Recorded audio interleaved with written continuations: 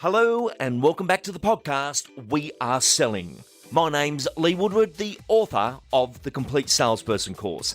Today's program is a focus on managing vendor expectations, getting to the truth, the sequence of questions that make us have a far better vendor-agent experience and getting the result, which is the outcome of sold. And joining me today is Kieran Bresnahan from McGrath in New South Wales. Kieran, welcome to the program. Morning, Lee. Thanks for having me. Kieran, take us into your career. You've had some amazing highlights, but what have been the big highlights for you? Probably the biggest highlight was meeting my business partner now, Matt King, and I met him when I started at McGrath in the start of 2003. But, we've got a few offices now. Meeting John McGrath was a huge highlight for me. My first boss, she was fabulous. She taught me an enormous amount. No sort of sales stand out. I guess the highlights have been the key influences that have helped me get to where I am. Now, Kieran, I've got a truckload of questions to get to the truth of what you do, and I like that word, getting to the truth. I know it's one you value yourself. You mentioned before one of the highlights is your meeting with Matt King, and the two of you are joint directors of the McGrath offices that you have. But a little bit like the Matt and Jamie story, you're selling real estate, that's your profession, and then Matt's taken on that role of running the company and learning the executive side. Was that a natural thing or just a decision the two of you had to make? It was probably a natural thing, and he's probably stronger from a leadership sort of perspective. So, mate, it was a natural thing. If I was doing the numbers Matt Steinway to be doing, our business would be a whole lot healthier. Kieran, there was a time when things weren't going great. You had to step up. You were going through that transition of your career. The business was on the line, house is on the line, but you just had that clarity. You focused and you made it all turn. And I think many people listening to this audio today have got to make that decision or know that that is coming up. What is it you did that really kicked in and allow you to absolutely jump forward in your numbers, figures, and mindset? Yeah, I think for people that are listening, what did I do? I was just so keen to milk every single opportunity, every single phone call I treated with the same intensity. What I was doing outside of work as well, I got back into reading. I would read every night. Every morning when I would drive to work, I wouldn't listen to the radio. I would either be listening to, training sort of tape or sometimes just nothing and just picturing the man I wanted to be, the salesperson I wanted to be, and the life that I wanted to create for my family, how I would feel when I did that. And that gave me an enormous level of motivation for the next few years. Kieran, we all know that business energy has a massive impact on what we do. And you've now trained your brain that everything's going to be okay. But even in your vendor management, you've been able to get to the truth and get great results out of your vendor management style. Take us into that. Well, to your first point about everything will be okay, I think I've trained my mind now that it will be fine. I never stress that there won't be enough business. And I think that comes through when I go and see people. How do I manage vendors? I think vendor management is a thing, Lee, and with the shift in the market, particularly in Sydney, it's going to become an ever more important skill. I just be very open with them. I'm very empathetic to what they're going through. If you want to get a vendor to make a decision that potentially they don't want to, for example, take a price lower than they wanted to, you need to earn the right to have that conversation. So that's a couple of things. That's the quality of the information that you're giving them. It's the frequency in which you're speaking to them. But you continually need to get your vendors to make decisions all the time. So that might be, if I had a buyer that was ready to go now, what would they need to pay for you to be comfortable? And then they'll say a certain figure and you say, okay, what if we couldn't get that? What would you do? And pause. Sometimes people think it's all about what you say, Lee. Sometimes it's about what you don't.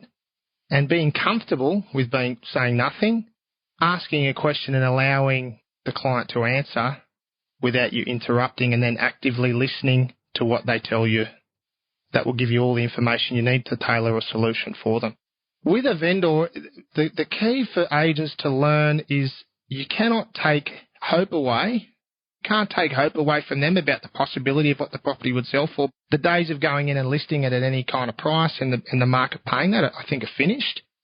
If you continue to do that as a salesperson, you're going to upset a lot of people and they talk a lot, and it's going to be very difficult for you to get business going forward. So how do I get to the heart of it? I think I just be very vulnerable when I'm delivering that information. You've got to be very careful at the tone in which you deliver an uncomfortable conversation, and just allow them to speak and allow them to talk. And that comes from actively listening to what they say.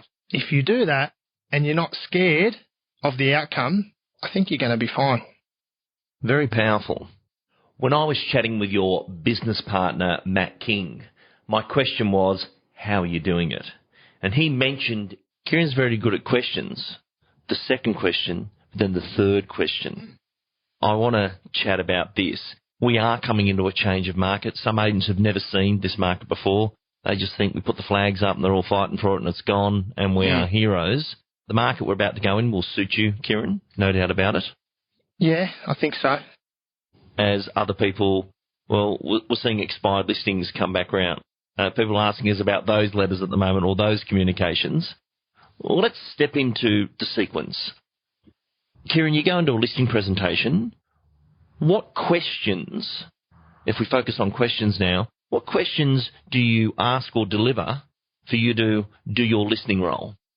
Probably very similar to a lot of other people in the sense that obviously I want to get an understanding of their past experience. Have they been through the process of selling before? What they think makes a good agent? What's the criteria in which they're going to be making a decision in terms of who they appoint? Obviously I want to get a very clear understanding of their timing, why they're selling. And at the end of this process, we want to get a great price, but what's going to have made it a really good experience for you? And then I'm obviously writing a lot of notes down, actively listening. But you're right. Touching on your point before, Lee, sometimes you might need to ask 2, 3, 4 questions on the one point to get to the heart of the answer that you want. For example, have you ever sold before? Now, a lot of agents, Lee, we all ask questions. We've been taught for a long time, longer than I've been in the business, we need to ask questions, right? So agents will ask a question, and do you know what they're thinking about when the client's giving them the answer? What do you think they're thinking about? Their own response or the next question? The next question. So if you're going to do that, there's not a lot of point asking questions. All it's going to do is turn out really awkward. So might someone say, have you ever sold before? Yeah, I have. How did that go? And then they'll give you an answer, and then tell me more about that. What do you think? Drawing on that experience, Lee, what needs to happen here? What don't you want to have happen, and what was good about that experience? You see me? You just elaborate on that question, you get so much better information. And a lot of your competitors are probably not going to do that. Great tip. We can ask the surface questions, but are you interested in the answer? Yeah. I remember John McGrath on Hot Topic saying once, he was in a listening presentation and someone had asked a question, so when do you need to be out of here? And they said, I need to be moved by January. Great. About 10 minutes later, so when do you need to be out of here? And it was like, you're throwing stuff, but you are not resonating in that energy level where people actually understand you are genuine in wanting to know why we want to do these things. It's a different zone. If you ask again a question that they've already given you the answer, you want to break rapport, do that, because they'll just know that you haven't been listening to them. Do you use many visuals in there? What do you do? Not really. I go through some case studies when I'm making a point. I obviously like to use a case study about a similar property to theirs because people tend to buy stories as opposed to me talking to them. But not really. No, I don't use a lot of visuals. I thought that'd be the answer because you're very connective to the people you're working with. You don't need diversions. Kieran, there's a lot of people running teams out there, but in my experience, they run it differently to you. An agent and 2 PAs doesn't work, whereas a team is we are all passing the ball together. And one thing I noticed in your team was you are predominantly the lister. That first connection's made, the deep questions are being asked, and you are demanding trust from the vendor before you'll perform the work. But then as soon as it's listed, you actually stay with the vendor management. You don't toss them over to support and, okay, there's another one on the production line, I'm off to the next one. No. You're super gluing yourself to the owner. Why has this had such an impact? I always think if someone came to my house and I listed with them and then I didn't really see them again, that would infuriate me. And a lot of my competitors say that about me when I go in. They say, you won't get Kieran, you'll wind up with somebody else. As much as I have a great team, you say you deliver a piece of information in the wrong way or say something you shouldn't say, that can derail the whole campaign. So to me, vendor management is the most important part of the transaction for me. And what's the most common method of sale? Is it everything auction? Is there a split? It's predominantly auction. It's probably 85% auction. And in this dramatic change we're going through at the moment, right now we're seeing this cooling off, vendors looking at what their neighbours got, which could be 200 grand less from what they're going to get. How are you best managing this changing market? I think using that point where, the neighbours sold for a lot more than they're probably going to get, I think if you just come out and say, your neighbour got 1.5, but the market's off 10%, so you're going to get 1.3, will not get you a lot of business. I think the way you deliver that, Lee, talking about the upside probably in case if they're moving, make sure you relate that back to them and let them know that in some cases if they're upgrading, they're actually better off than their neighbour was when they sold 12 months ago because they're going to be buying something for significantly cheaper than they otherwise would have. Or if they're downsizing, obviously, having an appropriate conversation. I think if you do that, they'll be much more accepting of the market as opposed to you just saying, oh, well, yours is not. Because all they're thinking about is, Joe got 1.5, mine's better, so mine's worth 1.6. So I think if you deliver it in a way that you can put a positive spin on it for them in terms of their next move, much easier for you. A lot of agents right now feel they've got to protect the owners from the marketplace, and they get into this, they get snookered in a corner where they're taking responsibility for the market. We facilitate a market, we're not responsible for it. You definitely strike me as someone who has no hesitation in having those hard and difficult conversations, which is the right thing by the owner. It's not helping anyone by protecting them from the marketplace, and they miss the market again by another month, and their financial position's worsened because you didn't do your job.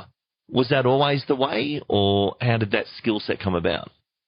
Again, Lee, I think the skill is you need to make them aware of the market. It can't feel like you're bashing them, right? If you continually, everything you say is negative, they're going to switch off. So how would I do that? Giving an example, I would be saying to my clients, because generally almost always they're looking to buy something else, tell me, how have you been going with your looking? What are your observations of the market that you're looking at? And they would often say to me, Kieran, we've been going to auctions and they haven't been selling. And I go, why do you think they don't sell? And they say to me, well, they're obviously too expensive. And I say, well, why do you think we haven't got the level of interest that we want? If they're wanting $1 million, I go, surely, what would happen if we were on for 600,000? What do you think would happen? Be gone in a second. They said we'd have heaps of buyers. I go, okay, so it's not the house. There's a price that people will find it appealing, much like the one you're looking at. No one felt it appealing at that level. At the price we're quoting at, unfortunately, the market are not receptive. So you've got two choices now. You can stay here, continue to enjoy the house, or we can quote a price that's going to allow us to generate some competition. What would you like to do? Great conversation. What do you do when they say, but you felt it was worth that? Yeah, happens all the time. I would say to them, look, Lee, you know what, you're right. When I came here 4 weeks ago and we listed the property, I think we both agreed, based on the comparables that were available at the time, that $1 million was something that we could quite possibly get, and I know the goal was even to get more than that. Now, Lee, we've been open for 2 weeks. We've had 35 people come through the house. If I had the benefit of these 35 opinions when I was initially valuing the property, would I value your home at $1 million? No, I wouldn't. But I didn't have the benefit of them, Lee. So whilst it's really uncomfortable to come and sit here in front of you and tell you that it's unlikely that you're going to get the price that you wanted, I don't think it's fair on you either to continue to auction on Saturday week. Based on our present quote, we're probably not going to have a buyer there. I'd rather we make an adjustment now and try and see if we can generate some activity and get you as close as we possibly can to that number. But I also accept the fact that there's going to be a price that's not going to work for you, Lee, in terms of wanting to sell.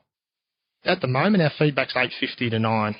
If the price was to remain consistent, if that was all the market was prepared to pay, Lee, what would you do?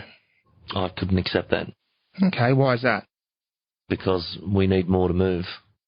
Tell me a little bit more about you need more. Well, the other houses we're looking at, from what we've seen, the ones that have sold, we'd need that extra money. Okay, Lee, if you could get $1 million, what would the next move be? How much would you spend on the next place? 1.5. 1.5. Now, obviously, 6 months ago, you probably would have got $1 million, Lee. Might have even got a touch more. Curious. Those homes that you're looking at, Lee, at about 1.5, 6 months ago, what do you think they would have been worth? 1.7. Right. So you're not the only one who's hurting, right? So in essence, this pullback in the market, Lee, is actually to your benefit. Because those people there, that the house was worth, 1.65, 1.7, they've dropped on 150 to 200, and yours has probably come back 100. So you're probably somewhere between 50 and 100,000 better off than you were 6 months ago. Now here's the thing, Lee, it's probably based on the feedback we've had, 35 buyers, so you probably need to see some more growth in the market for you to get your million. Now I appreciate if you just said you don't want to sell, right, which is fine. But if that happens, that might take a year. I mean, would you try again in a year or two, Lee? Would you, if you couldn't get the money? What would be the plan? No, I want to go now. You want to go now? Okay. So if you want to go now, if you were to wait, you would need the market to kick up, and in which time those properties are probably going to kick up as well. Would that be fair? Yeah. So, Lee, really the decision you need to make is, do you want to sell this home that doesn't quite suit you anymore and move into something else that does suit you, that'll be potentially more enjoyable for you and the family, and wait for that to go up? Or do you want to wait here and, hopefully get $1 million in 6 months, a year, 2 years, 3 years? In which case you probably pay more anyway. Kieran, absolutely brilliant live dialogue. But I hope our listener picks up on your tone. It's very calm. How do you see those situations? Do you see yourself responsible, or do you see yourself navigating for them on their behalf? What do you see? My feeling is, Lee, why they don't give the guidance is fear. They're scared. They're scared of if they give the truth, the vendor will either go off their tree and start screaming at them. The vendor will take the property off the market and not sell. Any kind of things. They're just frightened. At the end of the day, all I can do is report the market to them and get the very best solution for them based on what's available at that given time, as you say, in real time. Now, in a climate like this, we have to be more accepting of the fact that occasionally they won't sell. Occasionally they'll stay there, and that's okay. Don't not tell them the truth in the hope that maybe a buyer will come in a week, 2, 4, 8 weeks. And if everything you're trying to do, Lee, is coming from the right place. Now, when I have an uncomfortable conversation like this, it's because I want the vendor to be ready when the best price comes along. If your intention is that, it will come through and they will feel that. But if your intention is just to get it sold and get an earn, that will also come through. So that's why I always say to them, is it an option for you to stay here? Or say a question like, I'm sure, Lee, there's a price at which it's not commercial for you to sell.